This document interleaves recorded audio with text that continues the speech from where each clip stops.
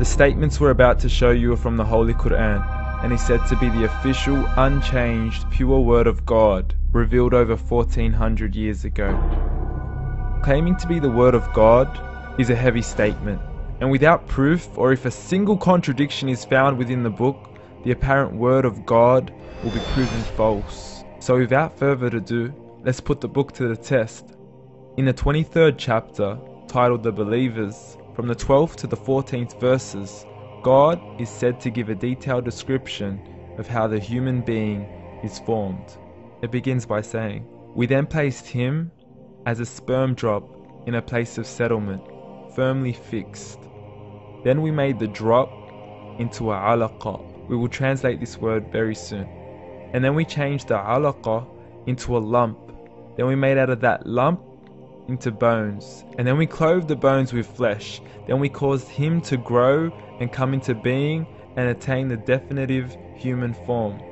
In the 21st century, we can now safely say that this verse is clearly describing the process of human development in correct chronological order.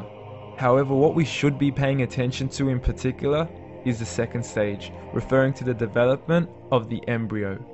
The specific word used to describe the embryo in this verse is the word alaqa. The word alaqa, when translated into English, can mean three separate things. Firstly, a blood clot, or to be suspended, that is to be hanging or clinging to something, or thirdly and finally, a leech. Now, all three definitions don't come anywhere near what we perceive to be the human embryo. So, why are these words used, and what significance do they share with the human embryo? Can the embryo be described as a blood clot? Well, what do you think?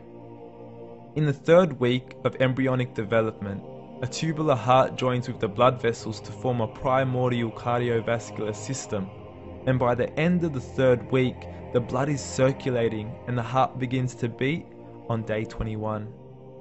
The first thing that comes to mind in regards to being suspended or hanging is the umbilical cord. But we can't use that example because we are simply referring to step 2, before the baby has even formed. But we now know today that the umbilical cord is formed from the connecting stalk. And the connecting stalk is formed as soon as the embryo is formed. The embryo's connecting stalk has even been described by John Allen and Beverly Kramer as an object to suspend the developing embryo in the extra-embryonic column. So an embryo is suspended and does have a strong resemblance with a blood clot. What on earth would an embryo have to do with a leech? Figure A shows the structure of an embryo at 25 days. Figure B shows a leech.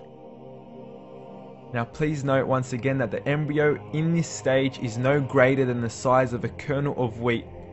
This is an X-ray of the embryo at 22 days. This is the internal structure of a leech.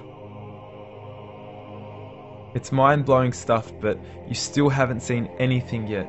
This is the head of the embryo at 22 days. The detail you are seeing right now is absolutely impossible to be seen with the human eye and can only be seen with a microscope.